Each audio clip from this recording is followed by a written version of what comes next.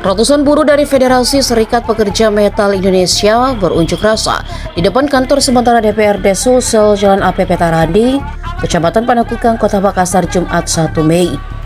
Kantor sementara Wakil Rakyat tingkat 1 ini menempati Dinas Bina Marga dan Bina Konstruksi Provinsi Sulsel. Kehadiran ratusan buruh ini disambut puluhan personel kepolisian yang berjaga di gerbang masuk kantor. Para buruh hadir mengendarai ratusan motor dengan satu mobil bak terbuka yang digunakan sebagai panggung orasi. Dalam orasinya, menyoroti sejumlah kebijakan pemerintah yang dianggap belum berpihak ke kaum pekerja.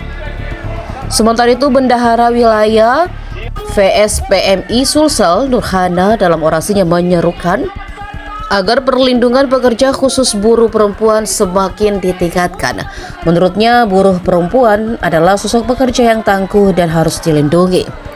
Selain bertanggung jawab atas pekerjaannya di perusahaan, buruh perempuan, kata Nurhana, juga harus bertanggung jawab mendidik anak di rumah.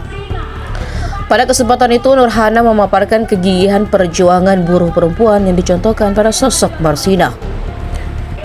Aksi May Day di Kota Makassar berlangsung dalam dua perayaan. Ada yang merayakan dengan jalan santai di lapangan Karebosi, dan ada juga yang memilih turun ke jalan berunjuk rasa. Dalam momentum May Day ini, Polda Sulsel mengerahkan 2.181 personel gabungan untuk mengawal jalannya aksi.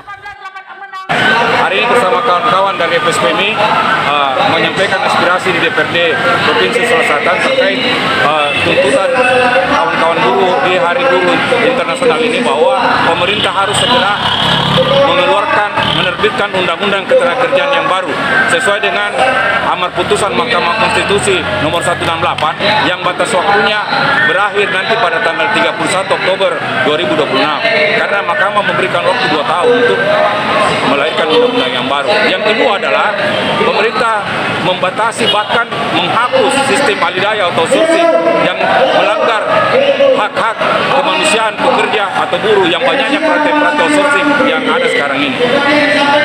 Selain itu apa lagi Pak? Ada 11 semua tuntutan.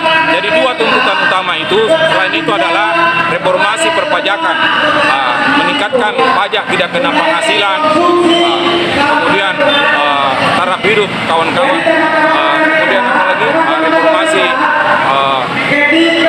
kesetaraan gender dan perlindungan terhadap hak-hak perempuan.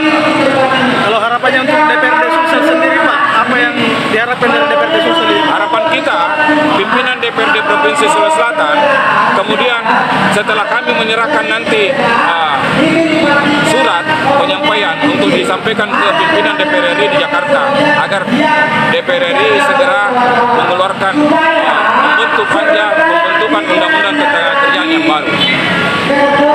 Sejauh ini pemerintah bertindak terhadap buruh. Sampai hari ini kami melihat belum ada keseriusan pemerintah terhadap perlindungan hak-hak pekerja, karena Permenaker nomor 7 yang kemarin dikeluarkan oleh Menteri Tenaga Kerja masih multitafsir.